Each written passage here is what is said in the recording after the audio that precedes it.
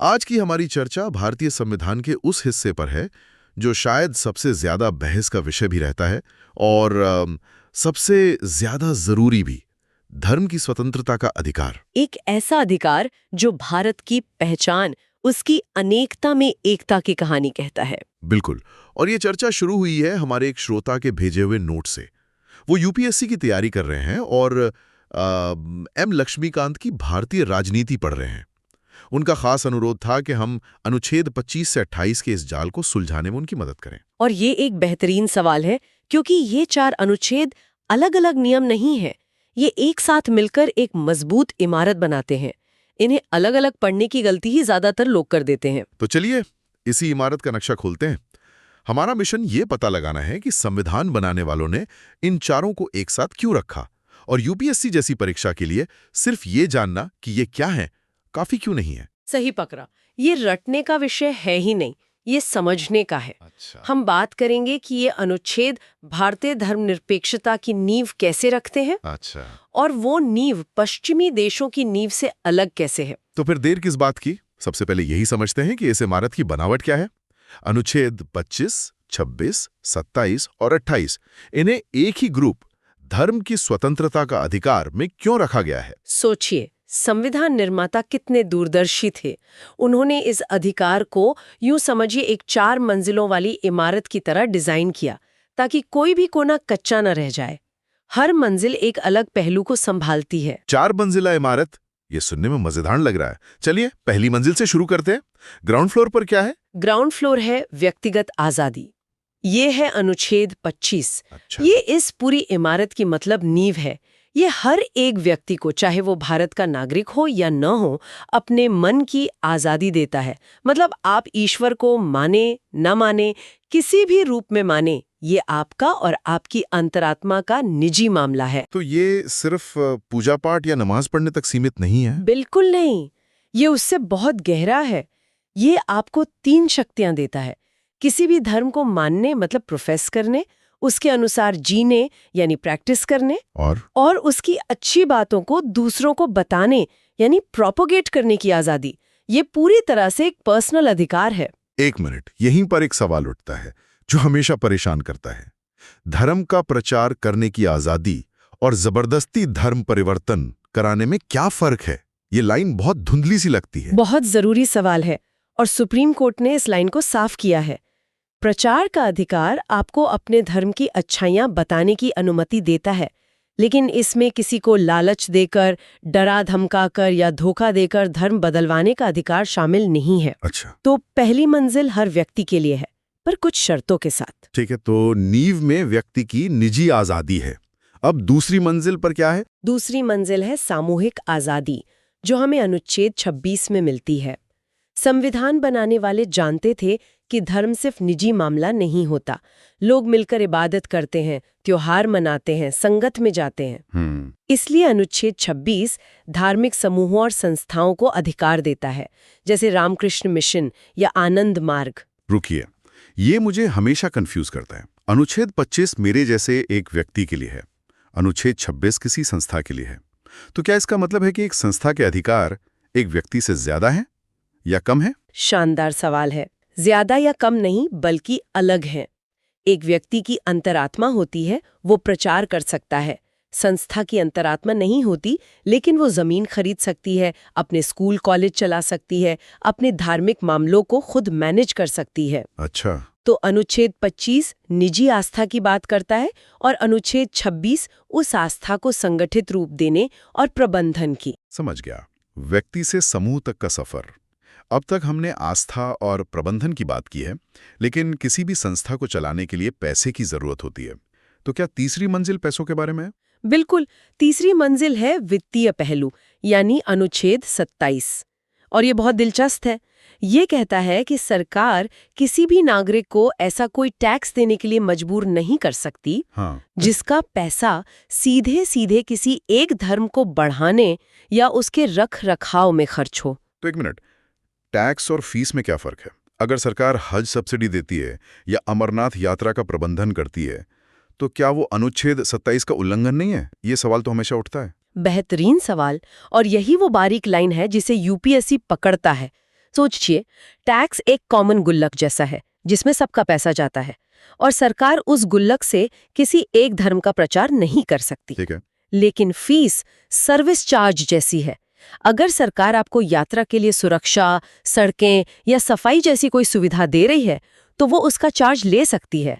अच्छा, तो वो सेवा का शुल्क है। जी, ये धर्म का प्रचार नहीं बल्कि सेवा का शुल्क है। सुप्रीम कोर्ट ने इसी आधार पर इसे सही ठहराया है। अरे वाह, ये गुल्लक और सर्विस चार्ज वाली बात से तो बिल्कुल साफ हो गया। तो व्यक्तिगत, सामूहिक और फिर वित्तीय, ये तो पूरी तरह से 360 डिग्री सुरक्षा जैसा लगता है। लेकिन एक क्षेत्र अभी भी बचा है जहां धर्म और राज्य का टकराव सबसे ज्यादा होता है, हमारे स्कूल और कॉलेज। वहां क्या नियम है? क्या ये इस इमारत की छत है? एकदम सही। चौथी और आखिरी मंजिल यानी छत है शैक्षिक पहलू, जिसे अनुच्छेद 28 संभालता है। ये साफ करता है कि शिक्षण संस्थानों में धार्मिक शिक्षा दी जा सकती है या नहीं। इसमें 4 तरह के संस्थानों की बात की गई है। जैसे कि, और क्या कोई सरकारी स्कूल सरस्वती वंदना करवा सकता है? ये सवाल भी बहुत आम है। इसी सवाल का जवाब अनुच्छेद 28 में छिपा है। देखिए, जो स्कूल पूरी तरह सरकारी पैसे से चलते हैं उनमें कोई धार्मिक शिक्षा नहीं दी जा सकते। बिल्कुल नहीं। मजबूर नहीं किया जा सकता। मतलब सहमति जरूरी है। जी, उसकी या उसके माता पिता की सहमति जरूरी है। और सरस्वती वंदना को सुप्रीम कोर्ट ने प्रार्थना माना है, धार्मिक शिक्षा नहीं, इसलिए इसकी अनुमति है, पर किसी को मजबूर नहीं किया जा सकता। वाह, तो ये है वो 4 मंजिला इमारत, व्यक्ति की अंतरात्मा से शुरू होकर अनुच्छेद 25, समुदाय के संगठन तक अनुच्छेद 26, जी, फिर पैसे के मामले को सुलझाते हुए अनुच्छेद 27 और आखिर में शिक्षा के मैदान में नियम तय करते हुए अनुच्छेद 28। अब ये एक पूरी तस्वीर की तरह साफ दिख रहा है। जी, और इसीलिए इन्हें एक साथ पढ़ना जरूरी है, ये एक दूसरे के पूरक हैं। तो ये जो 4 मंजिला इमारत हमने देखी, अब आते हैं हमारे श्रोता के दूसरे सवाल पर। यूपीएससी का परीक्षक ये नहीं पूछेगा कि इमारत कैसी दिखती है, बल्कि वो ये जानना चाहेगा कि इसकी दीवारों में दरारें कहाँ हैं या इसकी नींव कितनी मजबूत है। बिल्कुल, वो आपसे पूछेंगे, इस इमारत पर अगर सार्वजनिक व्यवस्था का तूफान आए तो कौन सी मंजिल सबसे पहले हिलेगी? या अगर नैतिकता की जमीन धंसने लगे तो क्या ये इमारत खड़ी रह पाएगी?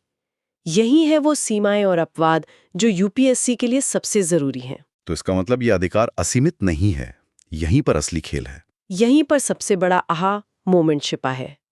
ज्यादातर लोग सोचते हैं कि धर्मनिरपेक्षता का मतलब है सरकार का धर्म से कोई लेना देना नहीं। एक दीवार है। हाँ, एक मजबूत दीवार खड़ी है। लेकिन ये अनुच्छेद बताते हैं कि भारत का मॉडल अलग है। यहाँ दीवार नहीं बल्कि एक सैद्धांतिक दूरी है। सरकार दूर रहती है, लेकिन जरूरत पड़ने पर समाज सुधार के लिए दखल भी दे सकती है। अरे वाह, तो जब संविधान कहता है कि राज्य किसी धर्म का पक्ष नहीं लेगा, तो इसका मतलब ये नहीं है कि वो आंखें बंद कर लेगा। इसका मतलब है कि वो सभी धर्मों पर बराबर नजर रखेगा, ताकि कोई भी अपनी सीमाओं को ना लांघे। ये तो बिल्कुल ही अलग नजरिया है। यही भारतीय धर्मनिरपेक्षता की खूबसूरती है। और यूपीएससी इसी अंतर पर सवाल पूछता है। जैसे अनुच्छेद 25 में दी गई स्वतंत्रता सार्वजनिक व्यवस्था, नैतिकता और स्वास्थ्य के अधीन है। अगर किसी धार्मिक प्रथा से दंगे फैलते हैं या वो स्वास्थ्य के लिए खतरनाक है तो राज्य उस पर रोक लगा सकता है। तो आप कह रही हैं कि लक्ष्मीकांत पढ़ना सिर्फ एक कानून की किताब पढ़ने जैसा नहीं है, बल्कि ये सुप्रीम कोर्ट के जड़ों के बीच की बहस को समझने जैसा है। हमें एक वकील की तरह सोचना होगा। बिल्कुल, सिर्फ अनुच्छेद का टेक्स्ट पढ़ना काफी नहीं है। इसीलिए लक्ष्मीकांत जैसी किताबें जरूरी हैं, क्योंकि वो आपको केस स्टडीज देती हैं। जैसे एसआर बोम्मई केस, जिसने कहा कि धर्मनिरपेक्षता संविधान का मूल ढांचा है जिसे बदला नहीं जा सकता। हाँ, वो तो बहुत महत्वपूर्ण है। या शिरूर मठ केस, जिसने धार्मिक संप्रदाय की परिभाषा तय की। ये केस स्टडीज इन सूखे अनुच्छेदों में जान डाल देती हैं और बताती हैं कि असल जिंदगी में इनका मतलब क्या है। ठीक है, तो अब ये बिल्कुल साफ है कि ये टॉपिक यूपीएससी के लिए हॉट केक क्यों है। अब अगर हमारे श्रोता अपनी किताब खोलते हैं तो उन्हें एक जासूस की तरह किन सुरागों पर खास ध्यान देना चाहिए। चलिए एक प्रैक्टिकल चेकलिस्ट बनाते हैं। चलिए बनाते हैं। पहला सुराग है अधिकारों के बीच का बारीक फर्क। जैसा आपने पहले पूछा था, अनुच्छेद 25 और 26 में क्या अंतर है।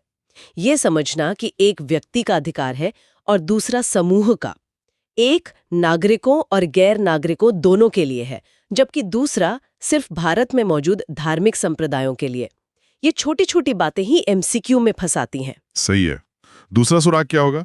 दूसरा सुराग है जादुई शब्द, यानी वो शब्द जो इन अधिकारों पर लगाम लगाते हैं। हर अनुच्छेद में आपको ये शब्द मिलेंगे: सार्वजनिक व्यवस्था, नैतिकता, स्वास्थ्य। में दखल दे सकता है। दिलचस्प है।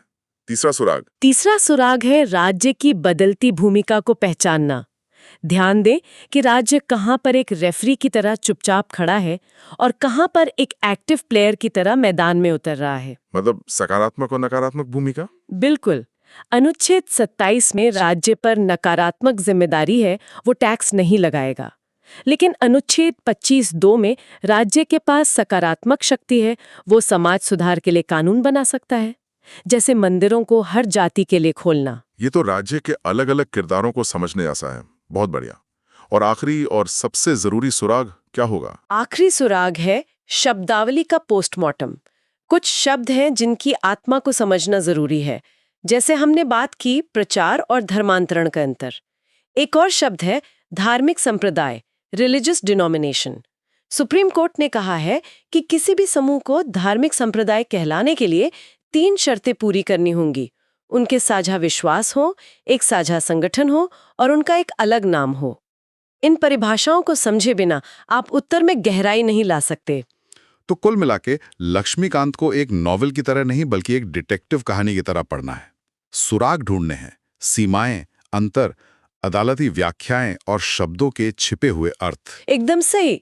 जो टॉप करते हैं वे सिर्फ क्या नहीं जानते, वे क्यों और कैसे भी जानते हैं। तो आज की इस चर्चा से जो सबसे बड़ी बात निकल कर आई है वो ये है कि भारतीय संविधान में धार्मिक स्वतंत्रता का अधिकार सिर्फ एक लाइन की घोषणा नहीं है।